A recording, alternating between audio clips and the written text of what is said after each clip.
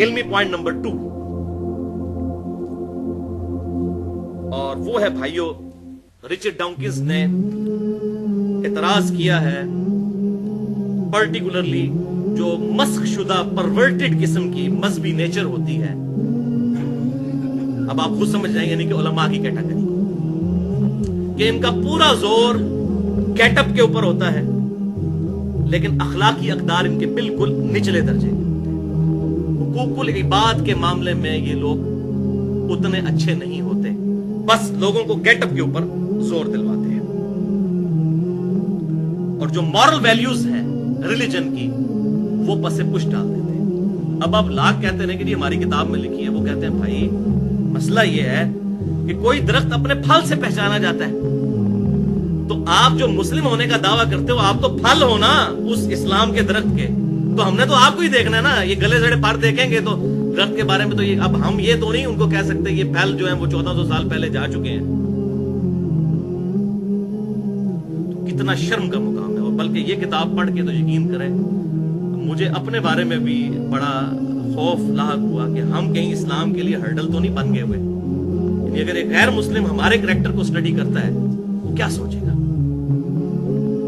گندگی ڈالتے ہیں ہم لوگ اوپنلی سڑکوں کے اوپر، جہاں چاہیں گے چھلکا پھینک دیں گے. وہاں یہ لوگ نہیں کرتے، ایسے لوگوں کا خیال کرتے ہیں. اب یہ جو مورل ویلیوز اور اخلاقی اقدار ہیں بیسیکلی، اب ایک عام آدمی کو تو اس کے ساتھ غرض ہے آپ ماتھا گھسا دیں نمازیں پڑھ کے، اس سے مجھے تو کوئی فائدہ نہیں ہے. آپ کی اخلاقیات سے میں متاثر ہوں، برے اخلاق سے یا اچھے اخلاق سے، تب اس کا نفع نقصان مجھے پہنچے گا.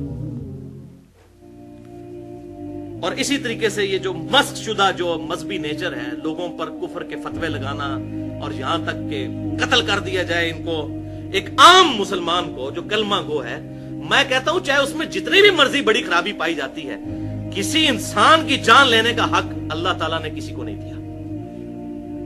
سورۃ المائدہ میں اللہ تعالیٰ نے فرمایا کسی ایک انسان کو مارا پوری انسانیت کا قتل ہے.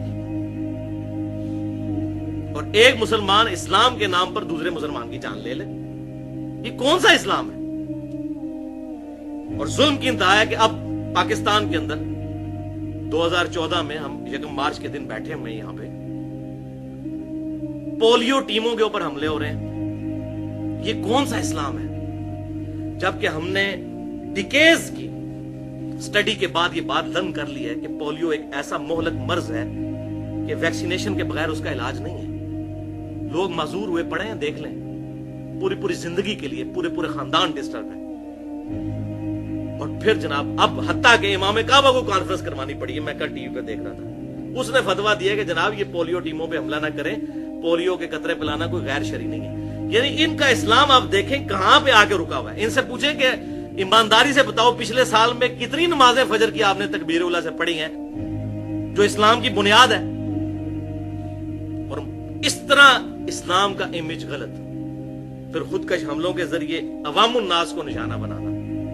ٹھیک ہے، اس میں یہ بات بھی صحیح ہے کہ امریکہ بھی اپنے مقاصد کی خاطر یہ کام کر رہا ہے، لیکن ہم بھی پاکستان میں بھائی رہتے ہیں، ہمیں بھی پتہ ہے اس وقت ہمارے ملک کے اندر کیا ہوتا ہے. جتنا مرضی پردہ ڈالیں تو حقائق تو سارے کے سامنے. یہی معاملہ جو ہے کرسچینٹی کے اندر بھی رچرڈ ڈاؤکنز نے آبزرو کیا کہ کیتھولک اور پروٹیسٹنٹ وہاں پہ لڑتے ہیں ایک دوسرے کے خلاف قتل کے فتوے، جس طرح یہاں پر شیعہ سنی کی بنیاد پہ ایک دوسرے کو قتل کیا جا رہا ہے. ابھی میں وہ رپورٹ سن رہا تھا کہ یہ جو پاکستان کے طالبان ہیں، ان کے 50% جو گروپس ہیں، ان کے امیر لشکر جھنگوی کے ایکس بڑے بڑے مجاہدین ہیں. اور لشکر جھنگوی ہم سے کوئی بھولا ہوا ہے جو سوائے دیوبند کے دنیا کے ہر مسلمان کو کافر سمجھتے ہیں علی اعلان. تو جب یہ لوگ وہاں جائیں گے تو جا کے کیا اسلام پھیلائیں گے؟ اپنے مسئلے کی بات کریں گے. یہ ان کی ہسٹری ہے. جو ان کی ڈیمانڈ جائز ہے، میں اس ڈیمانڈ کے اوپر بات نہیں کرتا، وہ پوری نیشن کی ڈیمانڈ ہے. بات طریقے پہ ہو رہی ہے. اسی طریقے سے یہاں سے بھی اگر کوئی زیادتی کرتا ہے گورنمنٹ کی طرف سے یا فوج کی طرف سے اگر زیادتی ہوتی ہے، ہم اس کو کنڈیم کرتے ہیں. مسئلہ یہ نہیں ہے، مسئلہ یہ ہے کہ اسلام کا امیج لوگوں تک کیا جا رہا ہے. تو شیعہ سنی فساد کی بنیاد کے اوپر قتل و غارت کیا جا رہا ہے. شکر ہے کہ رچرڈ ڈاؤکنز نے ایک مہربانی کی دا گاڈ ڈیلوژن میں. اس کو مہربانی اس لیے کرنی پڑی کہ اس کا اپنا نام بیچ میں آ رہا تھا کہ جب لوگوں نے اعتراض کیا کہ آپ کہتے ہیں جی ایتھیسٹ جو ہیں بڑے اخلاقی لوگ ہیں، تو دنیا میں 2 بڑے ایتھیسٹ جو ہیں انہوں نے تو لاکھوں نہیں کروڑوں لوگ قتل کیے ہیں. نمبر 1 ہٹلر اور دوسرا سٹیلن. جرمنی اور رشیا، ان دونوں کے جنرل پیرلل میں جنگ عظیم دوم کے اندر جو کچھ ہوا. تو اس نے کہا کہ بھائی یہ 2 جو ہیں ہم ان کو کنڈیم کرتے ہیں، یہ سارے ایتھیسٹ کی ریپریزنٹیشن نہیں ہو سکتے.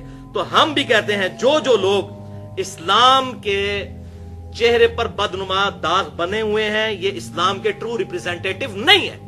جس طرح یہ کہتے ہیں جی ہٹلر اور سٹیلن نہیں ہے، تو ہم کہتے ہیں یہ لوگ بھی ریپریزنٹیٹو نہیں ہے اسلام کے. اسلام کو سٹڈی کرنا ہے تو اس کتاب کے ذریعے. اور میں آپ کو اتنی شرمناک اور خطرناک بات بتاؤں، اس وقت کتنے غیر مسلمان ہوئے ہیں جنہوں نے کامنٹس اپنے دیے ہیں، ویڈیوز میں رکھے ہوئے ہیں کہ اللہ کا شکر ہے کہ ہم نے مسلمانوں کو سٹڈی کرنے سے پہلے قرآن کو سٹڈی کر لیا، ورنہ ہم کبھی مسلمان نہ ہوتے. اور میں بھی آپ کو کہتا ہوں میں بھی کبھی مسلمان نہ ہوتا اگر غیر مسلم ہوتا، اگر ان کے کرتوت دیکھتا ایک دوسرے کو قتل کر رہے ہیں یہ لوگ. حقیقت وہ کہتے ہیں شکر ہے قرآن سٹڈی کر لیا. وہی بات آپ صلی اللہ علیہ وسلم کی بخاری اور مسلم کی کہ اللہ نے ہر نبی کو ایک معجزہ دیا تھا، ایمان لانے والے لوگوں کی تعداد ڈیپینڈ کرتی تھی معجزے پر. مجھے اللہ نے وہی کا معجزہ دیا ہے. آپ صلی اللہ علیہ وسلم کو پورا رلائے اس کتاب کے اوپر تھا کہ یہ کتاب دنیا پہ میرا خلیفہ ہے. الحمدللہ. اور اس سے بھی بڑھ کر پھر جو خاص قسم کے مذہبی لوگ ہیں ان کے کریکٹرز آپ دیکھ لیں.